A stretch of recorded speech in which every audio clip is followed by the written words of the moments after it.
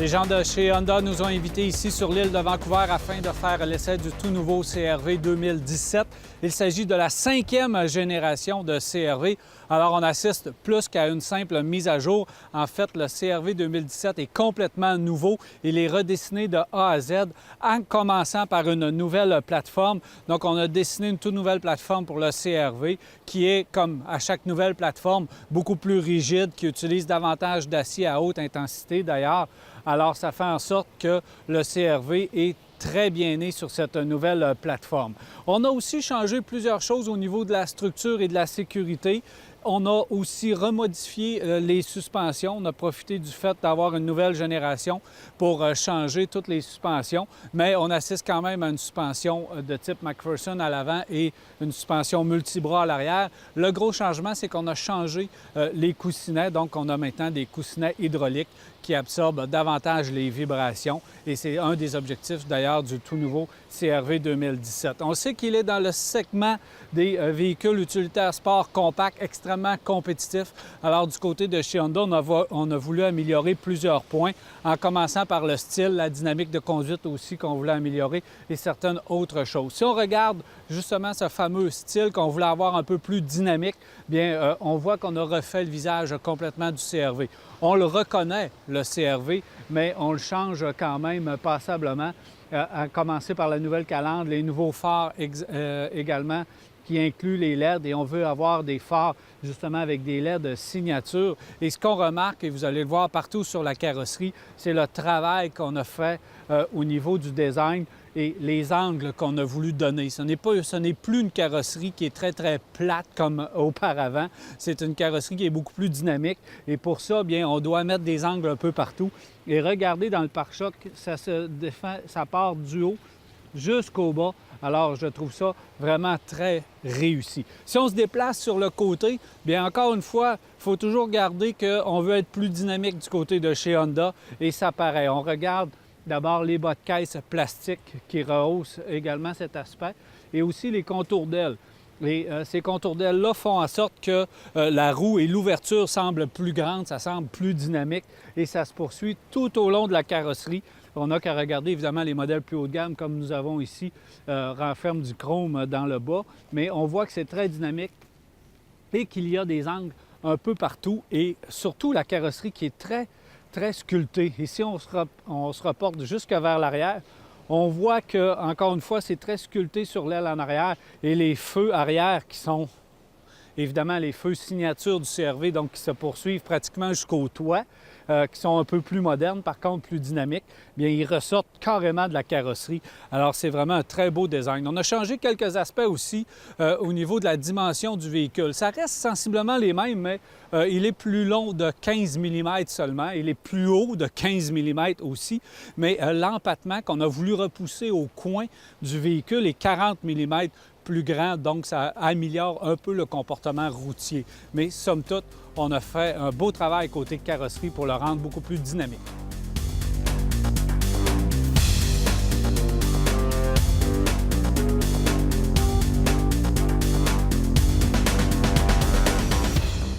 Côté motorisation, nous avons droit à un seul moteur dans le CR-V. Il s'agit du 1,5 litres turbo qui développe 190 chevaux. Il s'agit du même moteur que dans la Honda Civic, mais on a accru les performances à 190 chevaux au lieu de 173 du côté du Civic.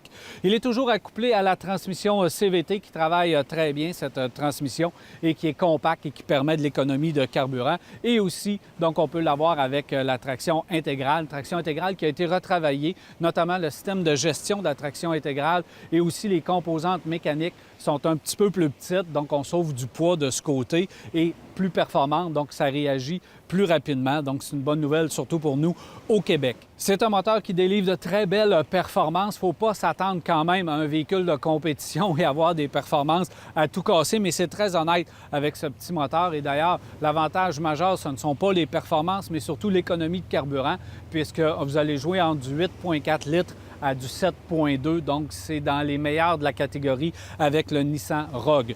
Pour ce qui est de l'apparence, je retiens quelques petits points. D'abord, le moteur est vraiment situé vers l'avant du véhicule. On voit un bon dégagement à l'arrière et on aperçoit la direction électrique. Et son moteur qui est maintenant plus gros, ça s'explique par le fait que maintenant les directions sont à correction automatique. Alors on voit cette dimension de moteur qui grossit. Pour le reste, c'est somme toute correct.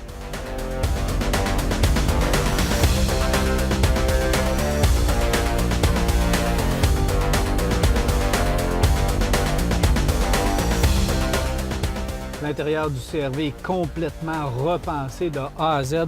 On a affaire à un tout nouvel intérieur. Il faut dire que c'est réussi. Si on commence avec le bloc instrument 100% digital, j'aime beaucoup. On voit bien l'information et on peut aussi moduler l'information qu'on a de besoin. J'aime l'indicateur de révolution moteur qui est un peu inspiré des blocs instruments moto qu'on voit surtout du côté de la moto chez Honda. Alors j'aime bien le petit clin d'œil. Il y a seulement l'indicateur d'essence et de température, là, que c'est des genres de petites lumières qui s'éteignent. C'est pas très précis et j'aime pas vraiment. On pourrait être un peu plus original de ce côté. Si on se déplace du côté de la console centrale, bien, on voit que l'écran s'est inspiré du Civic également que la boîte de levier de vitesse. On a vu cet aménagement-là dans le tout nouveau Civic. C'est bien réussi. Le levier est à portée de main. On peut facilement jouer avec les indicateurs. Il faut noter la présence d'un bouton volume qui avait disparu du côté de chez Honda. C'était une critique. Alors, on l'a tout simplement ramené. On peut l'avoir du côté du volant, mais c'est quand même pratique de l'avoir de ce côté. Le bouton démarrage qui est standard sur toutes les versions d'ailleurs. Le frein électrique également. Et on a repensé la console centrale. Beaucoup plus pratique, cette console centrale. Très logeable. Alors, on avait déjà ça dans le CR-V. On l'a repensé, mais ça reste toujours aussi pratique. Pour ce qui est de l'espace des occupants, bien à l'avant, on ressent qu'on a beaucoup d'espace, mais on l'a amélioré un peu à l'arrière pour les passagers. 53 mm de plus d'espace. Et on a aussi réussi à avoir un petit peu plus de volume pour ce qui est de l'espace bagage. On a des bancs à dossier rabattables qui donnent un plancher plat et ils se rabattent très facilement. On sait que c'est une marque de commerce du côté du CR-V. L'accessibilité également, elle est très bien du côté de l'espace bagage et on offre un haillon dans différentes versions qu'on a simplement qu'à passer le pied sous le pare-choc et le haillon s'ouvre automatiquement. On est très fiers aussi du côté de chez Honda d'avoir un haillon qu'on peut moduler la hauteur selon notre propre grandeur ou encore l'espace disponible, entre autres dans le garage. Côté finition, c'est vraiment très bien. On a la version la plus haut de gamme ici, donc on a une très belle finition un petit peu partout. Je suis juste un peu moins chaud pour ce qui est de l'apparence du bois dans cette version-là que je trouve pas utile. Aussi, autre chose, du côté des sièges, on a retravaillé complètement la configuration des sièges. On a de tout nouveaux sièges avec de nouveaux coussins à l'intérieur et aussi une nouvelle structure. Donc, de ce côté-là, on se trouve à être un peu plus confortable. On a des exclusivités également du côté du Canada. Par exemple, le volant chauffant est exclusif. On peut avoir aussi des sièges arrière chauffants et un toit panoramique, ce qu'on n'offre pas ailleurs aux États-Unis, par exemple. C'est exclusif pour nos versions canadiennes ici. On peut l'avoir, bien sûr, en 2 roues, 4 roues motrices, également des deux côtés. Autre point, c'est que j'ai remarqué à l'intérieur de l'habitacle, c'est l'insonorisation. On sait qu'on a changé les coussinets. On a maintenant des coussinets qui sont hydrauliques de suspension et ça change vraiment toute la vibration à l'intérieur. On n'en a aucune. Ça, c'est un très bon point. Et on a aussi amélioré l'insonorisation un petit peu partout dans le véhicule et on le perçoit lorsqu'on est sur la route avec le véhicule. Il y a seulement en accélération qu'on entend le bruit moteur. C'est quand même pas si dérangeant. C'est un petit moteur dynamique, alors évidemment, il faut l'entendre à quelque part.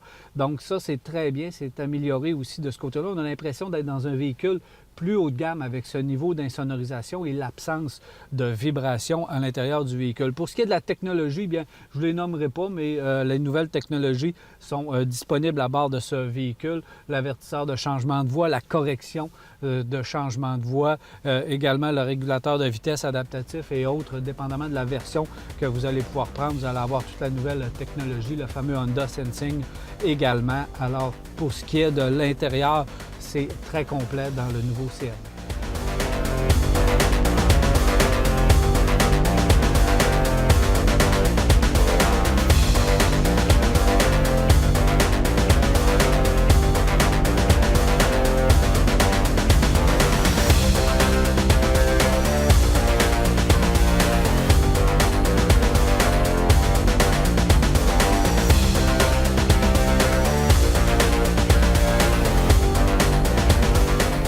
Il y a quelques points précis qu'Honda tenait à améliorer avec son CR-V 2017. On voulait un véhicule d'apparence plus dynamique, ce qu'on a réussi avec ce nouveau design. On voulait améliorer l'intérieur aussi. On voulait que ce soit un peu plus haut de gamme. C'est réussi là aussi. Et bien sûr, on voulait une dynamique de conduite accrue, ce qu'on a fait avec cette nouvelle version. Tous les éléments sont réunis pour concurrencer les meilleurs du segment, un segment extrêmement compétitif.